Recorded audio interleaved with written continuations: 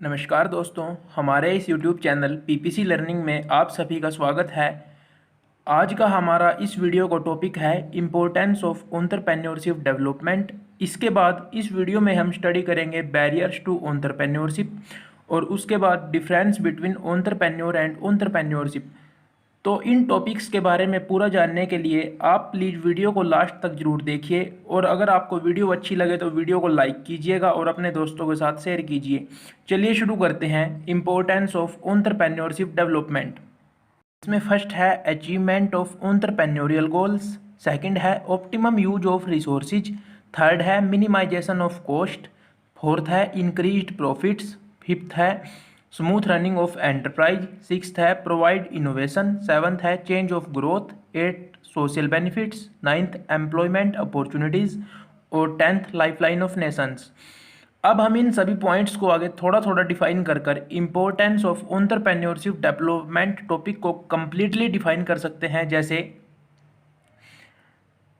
Minimisation of cost को हम define कर सकते हैं कि आज के टाइम में उसी का प्रोडक्ट ज़्यादा बिकेगा जो क्वालिटी हाई प्रोवाइड करेगा लेकिन उसका कॉस्ट लो होगा, यानी कम दाम में अच्छी चीज़ जो प्रोवाइड करेगा उसी का प्रोडक्ट आज के टाइम में ज़्यादा बिकेगा। तो हम जितना ज़्यादा कोई भी एंटरप्रेन्योर अपने प्रोडक्ट का जितना कम कॉस्ट रखेगा उतना ही ज़्यादा प्रॉफिट कमा पाएगा।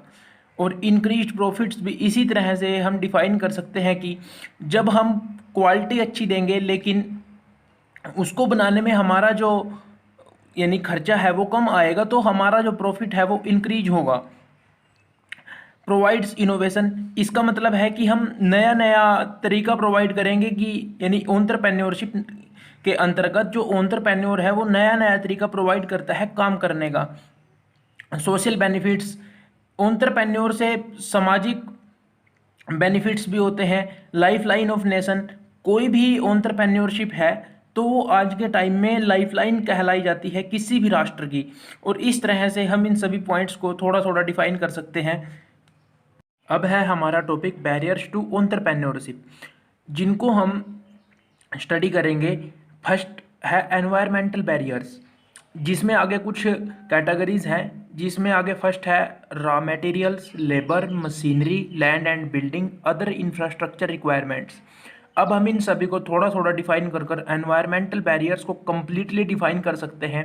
जैसे रॉ मटेरियल्स यानी कच्चा माल, कई बार ऐसा होता है कि रॉ मटेरियल की बहुत ज़्यादा कमी हो जाती है तो उस टाइम जो भी एंटरप्रेन्योर है उनको बहुत ज़्यादा कंपटीशन फेस करना पड़ता है। अब जैसे किसी भी पार्टिकुलर जो एंटरप्रेन्योर कुछ भी सामान बनाता है और उसी का वो सीजन है, यानी उसका जो सामान है वो एक पार्टिकुलर सीजन में, जिस सीजन में सबसे ज़्यादा बिकता है और उसी सीजन में अगर उसको रॉ मटेरियल की कमी हो गई तो उसके लिए बहुत बड़ी दिक्कत खड़ी हो जाएगी। तो रॉ मटेरियल एक बहुत बड़ा बैरियर है किसी भी एंटरप्रेन्योर की सक्सेस में। यानी अगर रॉ मटेरियल उसको अच्छे से मिल रहा है तो उसको कोई दिक्कत नहीं है, लेकिन अगर रॉ मटेरियल की थोड़ी भी कमी हो गई तो उसके लिए वह बहुत बड़ी प्रॉब्लम क्रिएट करेगा। लेबर, लेबर की तो हर टाइम ही कमी रहती है। अब जैसे किसी भी इंडस्ट्री को चलाने में लेबर की बहुत बड़ी भूमिका होती है। अगर लेबर की किसी भी एंटरप्रेन्योर या किसी भी ऑर्गेनाइजेशन के पास कमी है तो वह हर समय एक प्रॉब्लम फेस करेगी।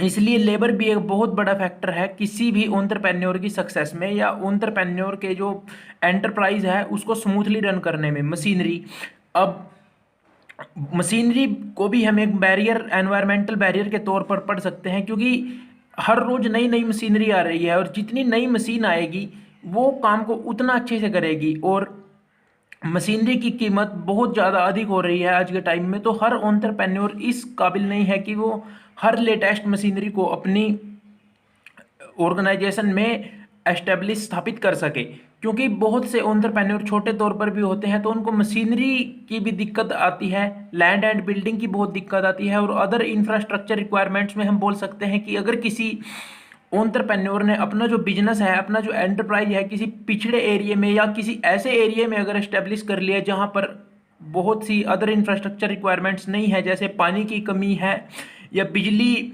लाइट है जो वो हर समय अवेलेबल नहीं रहती, तो ये उसके लिए बहुत बड़ी परेशानियां होंगी। और इस तरह से हम एनवायरमेंटल बैरियर्स टॉपिक को कम्प्लीटली कवर कर सकते हैं। अब एनवायरमेंटल बैरियर्स के बाद है फाइनेंशियल बैरियर्स, जिसको हम स्टडी करेंगे। Availability of funds is one of the most important ingredients required for the successful running of A business. अब किसी भी एंटरप्राइज या किसी भी बिजनेस को रन करने में सबसे इम्पोर्टेंट है मनी, यानी पैसा। अब कोई भी जो एंटरप्रेन्योर है या कोई भी जिसने अपना बिजनेस स्थापित किया है, वह पैसे को या तो अपनी पर्सनल जो उसने सेव किया है उससे काम चलाएगा, या अपने फ्रेंड्स रिलेटिव से उधार लेगा, या कैसे भी गवर्नमेंट से लोन वगैरह लेगा। और इसी तरह से कई बार ऐसा होता है कि किसी को लोन मिलने में प्रॉब्लम होती है या किसी के पास अपनी कुछ सेविंग नहीं होती, तो हम फाइनेंशियल बैरियर्स को भी इस तरह से डिफाइन कर सकते हैं कि जहाँ पैसे की कमी होती है वहाँ फाइनेंशियल बैरियर्स को हम सिंपली डिफाइन कर सकते हैं। यानी इसका फाइनेंशियल बैरियर्स का मेन है मनी पावर से कनेक्शन। तो जहाँ पर भी कई बार ऐसा होता है कि जैसे हमने किसी से पैसा उधार लिया है और उसको बोला है या वायदा किया है कि आपका पैसा या उसकी लिमिट है कि तब तक उसका पैसा लौटाना है, और हमारी आगे से जो पेमेंट आनी है वो नहीं होती, तो वो सभी फाइनेंशियल बैरियर्स में आ जाते हैं। तो हमारे लिए बहुत बड़ी दिक्कत होती है पैसे की। ये किसी भी एंटरप्रेन्योर के लिए सबसे बड़ी प्रॉब्लम है पैसे की, मनी की। तो वो सभी फाइनेंशियल बैरियर्स के अंदर आ जाते हैं। फाइनेंशियल बैरियर्स के बाद है पर्सनल बैरियर्स, जिसमें आगे हम इन सब टॉपिक्स को डिफाइन कर जैसे lack of confidence, lack of dependability on others, lack of sustained motivation, lack of patience और इनएबिलिटी टू ड्रीम। इन सब को थोड़ा थोड़ा डिफाइन कर हम पर्सनल बैरियर्स को कंप्लीटली डिफाइन कर सकते हैं। लैक ऑफ कॉन्फिडेंस यानी किसी भी इंडिविजुअल में कॉन्फिडेंस की कमी। लैक ऑफ पेशेंस, कोई भी सोचता है कि मैं जैसे पहले ही अटेम्प्ट में सक्सेस हो जाऊंगा, तो वो सभी चीज़ें पर्सनल बैरियर्स में आ जाती हैं। इनएबिलिटी टू ड्रीम, अब कुछ भी बड़ा करने के लिए सबसे पहले तो सोच बड़ी रखनी पड़ती है।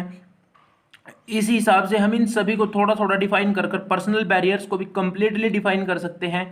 और पर्सनल बैरियर्स, फाइनेंशियल बैरियर्स और एनवायरमेंटल बैरियर्स, ये सभी टॉपिक्स हैं जो बैरियर्स टू एंटरप्रेन्योरशिप में आ जाते हैं। अब है हमारा topic difference between entrepreneur and entrepreneurship की। एंटरप्रेन्योर और एंटरप्रेन्योरशिप में क्या क्या डिफरेंस हैं, इसको हम स्टडी करते हैं। एंटरप्रेन्योर में हम फर्स्ट पॉइंट डिफाइन कर सकते हैं, एंटरप्रेन्योर इज ए पर्सन, कि एंटरप्रेन्योर एक पर्सन होता है। और एंटरप्रेन्योरशिप में एंटरप्रेन्योरशिप इज ए प्रोसेस, कि एंटरप्रेन्योरशिप एक प्रक्रिया है। Entrepreneur is an organiser, entrepreneurship is the organised form of initiative. Entrepreneur is risk taker, कि एंटरप्रेन्योर एक रिस्क टेकर होता है। Entrepreneurship is risk taking activity. Entrepreneur is innovator, की entrepreneur innovator होता है। Entrepreneurship is the process of innovation, entrepreneurship प्रक्रिया है innovation की। Entrepreneur is a good planner, entrepreneurship is the planning for successful performance. Entrepreneur is a leader, की entrepreneur एक leader होता है। Entrepreneurship is the crux of leadership. Entrepreneur is a decision maker, entrepreneurship is nothing but a decision making activity, कि entrepreneur एक decision maker होता है और entrepreneurship एक डिसीजन मेकिंग एक्टिविटी है। Entrepreneur is a visualiser, entrepreneurship is the vision. Entrepreneur is an administrator, entrepreneurship is the administration process. Entrepreneur is N initiator, की entrepreneur एक initiator होता है। Entrepreneurship is taking an initiative. और इस तरह से हम इन बेसिक पॉइंट्स के माध्यम से इस topic difference between entrepreneur and entrepreneurship को कम्प्लीटली डिफाइन कर सकते हैं। अगर आपको वीडियो अच्छी लगी हो तो प्लीज़ वीडियो को लाइक कीजिए, शेयर कीजिए, और अगर आपने अभी तक चैनल को सब्सक्राइब नहीं किया तो प्लीज़ चैनल को सब्सक्राइब कर दीजिए। थैंक यू, मिलते हैं अगली वीडियो में।